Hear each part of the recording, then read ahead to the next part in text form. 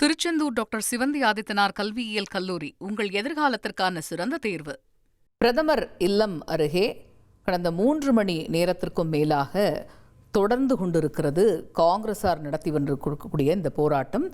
பிரதமருடைய இல்லம் அருகே கிட்டத்தட்ட 3 மணி நேரத்திற்கும் மேலாக இந்த போராட்டமானது நீடித்து கொண்டிருக்கிறது அப்படிங்கிறத நம்ம பார்க்குறோம்.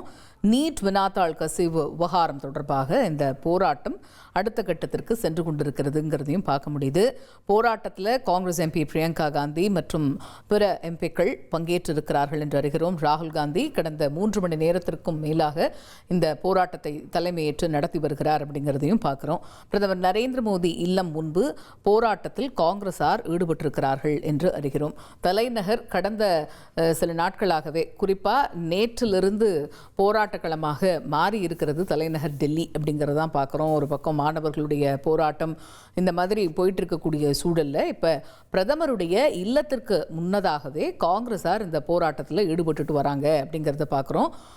காங்கிரஸ் மக்களவை எதிர்க்கட்சி தலைவரும் மூத்த தலைவருமான ராகுல் காந்தி இந்த போராட்டத்தை முன்னெடுத்துட்டு போறாரு. காங்கிரஸ் எம்பிக்கள் குறிப்பாக காங்கிரஸ் எம்பி பிரியங்கா காந்தி உள்ளிட்டோர் இந்த போராட்ட களத்தில் இருக்கிறாங்க அப்படிங்கிற காட்சிகளை நம்ம பார்க்குறோம். குறிப்பாக காங்கிரஸ் ஆளக்கூடிய மாநிலங்களுடைய முதலமைச்சர்களும் இந்த போராட்டத்தில் இருக்கிறாங்க. கர்நாடக மாநில முதல்வர் டி.கே. சிவகுமாரை பார்க்குறோம். அதே போல் கேரள முதல்வர் சதீஷனை பார்க்குறோம்.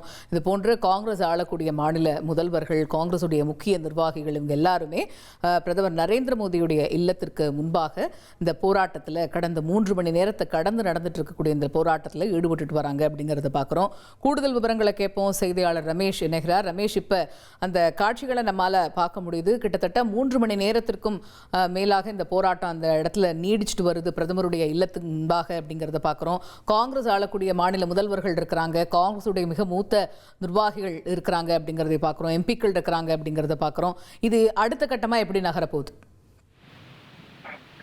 மிகவும் பரபரப்பான ஒரு சூழல் தான் பிரதமருடைய வீட்டிற்கு வெளியே காணப்படுகிறது. சமீப ஆண்டுகளில் பிரதமருடைய வீட்டிற்கு வெளியே எந்த ஒரு எதிர்க்கட்சியும் இப்படி ஒரு போராட்டத்தை முன்னெடுத்ததில்லை. மக்களவை எதிர்க்கட்சி தலைவர் ராகுல் காந்தியின் தலைமையில் பிரதமர் மோடியினுடைய வீட்டிற்கு வெளியே காங்கிரஸ் எம்பிக்கள் இந்த மிகப்பெரிய போராட்டத்தில் ஈடுபட்டு வருகிறார்கள். கிட்டத்தட்ட 3 மணி நேரமாக இந்த போராட்டம் நடத்தப்பட்டு வருகிறது. எம்பிக்கள் அனைவரும் பல்வேறு முழக்கங்களை தொடர்ச்சியாக எழுப்பி வருகிறார்கள். ராஜினாமா செய், பதில் கொடுங்கள், அராஜகத்தை கைவிடுங்கள், இப்படி பல்வேறு முழக்கங்களை காங்கிரஸ் எம்பிக்கள் தொடர்ந்து எழுப்பி வருகிறார்கள். முதலில் எம்பிக்களுடைய போராட்டமாகத்தான் தொடங்கியது. ஆனால் அதன் பிறகு இதற்கு ஆதரவு தெரிவித்து மற்ற காங்கிரஸ் நிர்வாகிகள், மற்ற கட்சிகளுடைய தலைவர்களும் ஒவ்வொருவராக இந்த போராட்டத்தில் கலந்து கொண்டிருப்பதால் கூட்டம் அதிகரித்துக் கொண்டே செல்கிறது. நேரம் ஆக ஆக கூட்டம் அதிகரித்துக் கொண்டே செல்கிறது. காவல்துறையினர் முதலில் இவர்களுடன் பேச்சுவார்த்தை நடத்தினார்கள், கூட்டத்தை கலைந்து போக சொல்லியும் போராட்டத்தை கைவிடக் கோரியும். ஆனால் காவல்துறை நடத்திய பேச்சுவார்த்தையில் எந்த முடிவும் எட்டப்படவில்லை. தொடர்ந்து ராகுல் காந்தி, பிரியங்கா காந்தி, மல்லிகார்ஜுன் கார்கே உள்ளிட்ட காங்கிரஸ் எம்பிக்களுடைய போராட்டம் தொடர்ந்து கொண்டிருக்கிறது. காவல்துறை நடத்திய போராட்டம் நடத்திய பேச்சுவார்த்தை எந்த முடிவும் எட்டப்படாததை தொடர்ந்து மத்திய பிரதமர் அலுவலக இணையமைச்சர் ஜிதேந்திர சிங் அவர்கள் ராகுல் காந்தியோடு சிறிது நேரம் பேச்சுவார்த்தை நடத்தினார். பேச்சுவார்த்தையை நடத்திவிட்டு தொலைபேசியில் யாரோ ஒருவரிடம் சிறிது நேரம் பேசினார். அதன் பிறகு அதிலும் எந்த முடிவும் எட்டப்படாத தொடர்ந்து ஜிதேந்திர சிங் அவர்களும் அங்கிருந்து புறப்பட்டு விட்டார். எனவே தொடர்ந்து அவருடைய போராட்டம் தொடர்ந்து கொண்டிருக்கிறது.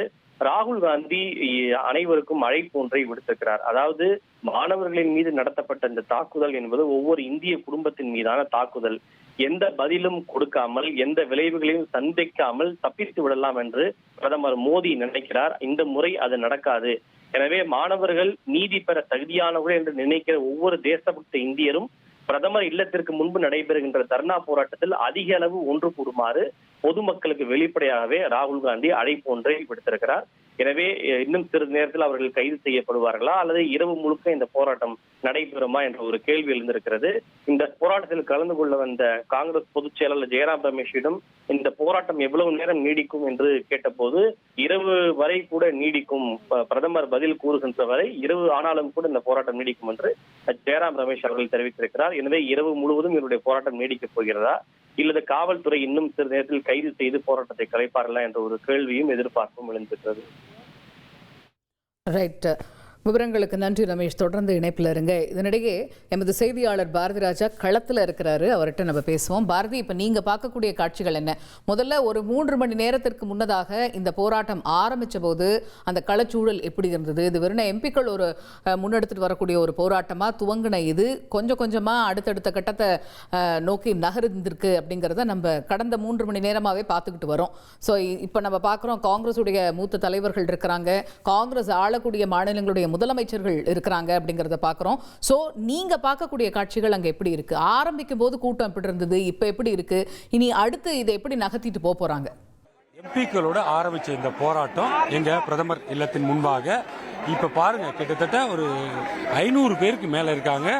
இந்த 120 எம்பிக்கள்ல கூட பல பேர் கைது செய்யப்பட்டு அப்புறப்படுத்தப்பட்டாங்க. எல்லாருமே கைது செய்யப்பட்டுருவாங்க அப்படின்னு எதிர்பார்க்கப்பட்ட சூழ்நிலை.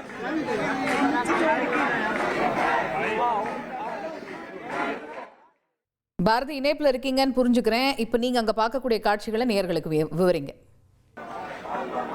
கண்டிப்பா வெறும் 120 எம்பிக்களோட இங்க போராட்டம் ஆனது தொடங்கிச்சு அப்படின்னு பார்த்தோம். ஆரம்பத்திலேயே ஒரு 30-40 பேரை கைது பண்ணி இங்கிருந்து அப்புறப்படுத்தினாங்க. ஆனால் ராகுல் காந்தியும் பிரியங்கா காந்தி, மல்லிகார்ஜுன கார்கே, அதே போல கர்நாடக முதல்வரான DK சிவகுமார், இவங்க அவங்க ஆதரவாளர்கள், சில காங்கிரஸ் எம்பிக்கள்லாம் இங்க இருந்தாங்க. போராட்டம் லேசா தொடர்ந்துட்டே இருந்து ஒரு கட்டத்தில் ஒரு தீர்க்கமான முடிவு எடுத்தாங்க. ஏன்னா மோடி வெளியே வந்து பேசும் வரை நாங்க இங்க இருந்து போக போறது இல்லை அப்படின்ற ஒரு முடிவை அதிகாரப்பூர்வமா சொல்லியிருக்காங்க. எல்லாருமே இங்க உட்கார்ந்து போராடணும் அப்படின்னு ராகுல் காந்தியும் பிரியங்கா காந்தியும் கேட்டுட்டாங்க. நீங்க இப்ப பாத்துட்டு இருக்கீங்க இல்லையா, எவ்வளவு ஆக்ரோஷமாக பிரியங்கா காந்தி அவர்கள் கோஷமிடுகிறார், வெளியே வந்து எங்களுக்கு பதிலை கொடுங்கள் அப்படின்னு பிரதமர் மோடியை அவர் வெளியே வருமாறு அழைக்கிறார். இந்த போராட்டம் நடக்கிற இடம் எது? பிரதமர் மோடியின் இல்லம் முன்பு, உயர் பாதுகாப்பு இருக்கக்கூடிய இடம். ஏற்கனவே இங்கு கூட்டம் கூட தொடங்கிய உடனேயே நம்ம ஏற்கனவே சொன்னோம் இல்லையா, 144 தடை உத்தரவுன்னு சொல்லுவோம் இல்லையா, அது இப்ப BNS சட்டப்படி 163 செக்ஷன் 163 பிரிவாக மாற்றப்பட்டிருக்கிறது. அந்த 163 பிரிவு கூட இங்க அமல்ல இருக்குது. அதெல்லாம் தாண்டி தான் தற்போது போராட்டமானது நடைபெற்றுக் கொண்டிருக்கிறது. எதிர்கட்சி தலைவர் அதே போல பல எம்பிக்கள் இங்க கூடியிருக்காங்க. அப்படின்னும் போது போலீசார் கூட நடவடிக்கை எடுக்க யோசிக்க வேண்டிய சூழல் இருக்கிறது. என்ன மாதிரியான விஷயங்கள்லாம் இங்க நடக்குது அப்படின்னா, எங்களுக்கு முதல்ல 2 கோரிக்கைகள் இருந்த. உடனடியாக கல்வி அமைச்சர் தர்மேந்திர பிரதான் பதவி விலகணும் மற்றும் இந்த இளைஞர்கள் போராட்டத்தின் போது ஏற்பட்ட வன்முறைக்கு முழுமையாக பொறுப்பேற்று அமித்ஷா அவர்களும் பதவி விலகணும். இந்த 2 கோரிக்கையை முன்வைக்கிறார்கள். மூன்றாவதாக இந்த விவகாரம் தொடர்பாக, அதாவது நீட் தேர்வு வினாத்தாள் கசிவு, அதே போல இந்த மாணவர் போராட்ட வன்முறை, இந்த 2 விஷயத்தையும் முதல் அம்சமாக பாராளுமன்றத்தில் விவாதிக்கணும் அப்படின்ற கோரிக்கையும் முன்வைக்கிறாங்க. பாருங்க, இப்ப கோஷம், அந்த ஆக்ரோஷமான கோஷத்தை பாருங்க. பிரியங்கா காந்தி அவர்களின் ஆக்ரோஷமான கோஷம், வெளியே வாங்க வெளியே வாங்க அப்படின்ற கோஷத்தை தான் தர்மேந்திர பிரதானை பதவியிலிருந்து நீக்குங்கள், இந்த கோஷத்தை தான் அவர் தொடர்ந்து போடுகிறார். அந்த கோஷத்தில் இருக்கிற ஆக்ரோஷத்தை நீங்க பாக்குறீங்க. இந்த ஆக்ரோஷம் அவர்கள் வெளியே வந்து, அதாவது பிரதமர் அவர்கள் வெளியே வந்து பதிலளிக்கும் வரை இருக்கும். மேலும் நாளை பாராளுமன்றத்தில் அவர் இது குறித்து விவாதிக்க வேண்டும். பாராளுமன்றத்தில் இது தொடர்பான பேச்சை எடுத்தாலே பாஜகவினர் யாரும் அங்கு பாஜகவில் இருப்பதில்லை, அவை ஒத்திவைக்கப்படுகிறது என்ற ஒரு குற்றச்சாட்டையும் இந்த போராட்டத்தின் போது முன்வைத்தார்கள். இதுக்கெல்லாம் அடுத்து ஒரு படியாக என்ன சொல்றாங்க அப்படின்னா, இந்த போராட்டம் இரவு முழுவதும் தொடரும் அப்படின்னு 2 பேருமே தீர்க்கமா முடிவெடுத்து சொல்லியிருக்காங்க அப்படின்றது குறிப்பிடத்தக்கது. இங்கு நேரம் ஆக ஆக இளைஞர் காங்கிரஸை சேர்ந்தவர்கள் அதிக அளவில் வர தொடங்கியிருக்கார்கள். போலீசாரும் கட்டுப்படுத்துவதில் மிகப்பெரிய ஒரு திணறலை சந்தித்து வருகிறார்கள். நீங்க பார்க்கலாம், போலீஸ் பாதுகாப்பு எந்த நேரத்திலும் இங்கு இருப்பவர்களை அப்புறப்படுத்த வேண்டும் என முடிவு செய்துவிட்டால் அதற்கு தயாராக இருக்கும் வகையில் பாதுகாப்பு படையினர் வந்திருக்காங்க, CRPF வந்திருக்காங்க, டெல்லி போலீசார் இருக்காங்க, துணை ராணுவ படையினர் இருக்காங்க. ஸோ இவ்வளவு பேரும் இங்கு பாதுகாப்பிலும் குவிக்கப்பட்டு வருகிறார்கள். இதுவும் ஒரு முக்கியமான அம்சம். 3 மணி நேரத்தை கடந்து விட்டது இந்த போராட்டம். ஆரம்பிக்கும் போது ஒரு அரை மணி நேரமோ 1 மணி நேரமோ இருக்கும் அப்படின்னு தான் சொல்லப்பட்டது. ஆனால் எப்போதும் இல்லாத வகையில் பிரதம மந்திரியின் வீட்டு முன்பாக ஒரு 3 மணி நேரத்திற்கு மேலான ஒரு நீண்ட போராட்டத்தை எதிர்க்கட்சி எடுத்திருக்கிறது. இது இன்னும் தொடரும் அப்படின்னு சொல்லியிருக்காங்க. இங்க இருப்பவர்களா கைது செய்யப்படுவார்களா அப்படின்ற ஒரு சூழலானதான் இங்க இருக்குது. ரொம்ப ஒரு பதற்றமான சூழல் தான் இருக்குது. என்றால் எம்பிக்கள் அனைவரும் இங்க இருக்கிறார்கள். அதாவது காங்கிரஸ் கட்சியை சேர்ந்த பெரும்பாலான எம்பிக்கள், அந்த கைது செய்யப்பட்ட 40 பேரை தவிர பெரும்பாலான எம்பிக்கள் இங்க இருக்கிறார்கள். 2 மாநில முதல்வர்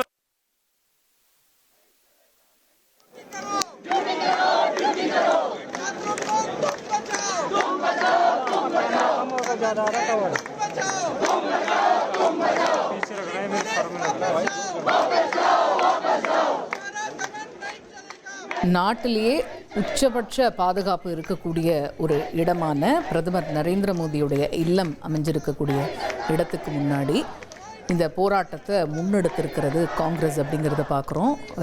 3 மணி நேரத்தை கடந்து இவர்கள் மேற்கொண்டு வரக்கூடிய இந்த போராட்டம் தொடர்ந்துகிட்டு இருக்கு அப்படிங்கிறதையும் பார்க்க முடியுது. அவங்களுடைய கோஷங்களை எழுப்பும் போதே இன்று இரவு முழுவதாக இந்த போராட்டத்தை அடுத்த கட்டத்துக்கு எடுத்துகிட்டு போகிறாங்க அப்படிங்கிறதும் தெரிய வருது அப்படிங்கிறது செய்தியாளர் பாரதி நம்முடைய அவர் பகிர்ந்துக்கிட்டதையும் பார்த்தோம். அடுத்த கட்ட நடவடிக்கையாக என்ன எடுக்க போகிறாங்க அப்படிங்கிறத பார்க்க வேண்டியிருக்கு. ஏன்னா கிட்டத்தட்ட எம்பிக்கள் எல்லாருமே காங்கிரஸ் மட்டும் கிடையாது, கூட்டணி கட்சிகளுடைய எம்பிக்கள், காங்கிரஸ் ஆளக்கூடிய மாநிலத்தினுடைய முதல்வர்கள் இப்படி எல்லாருமே வந்திருக்கிறாங்க. அப்படிங்கும்போது ஒரு ஹை டாப் செக்யூரிட்டி இருக்கக்கூடிய இடத்துல இப்படி அனைவரும் திரண்டு வந்து கோஷங்களை எழுப்பி அந்த போராட்டத்தில் ஈடுபட்டிருக்கிறாங்க. அப்படிங்கும்போது அடுத்த கட்டமாக என்ன நடவடிக்கை எடுக்க போகிறாங்க அப்படிங்கிறதையும் நம்ம கூர்ந்து கவனிக்க வேண்டியதாக இருக்குது. இப்போ வரைக்கும் நம்ம பார்க்குறோம் அப்படின்னா 3 மணி நேரத்தை கடந்து காங்கிரஸார் மேற்கொண்டு வரக்கூடிய இந்த போராட்டம் போய்கிட்டு இருக்குங்கிறது தான் கள யதார்த்தமாக இருக்கு. திருச்செந்தூர் டாக்டர் சிவந்தி ஆதித்தனார் கல்வியியல் கல்லூரி உங்கள் எதிர்காலத்திற்கான சிறந்த தேர்வு.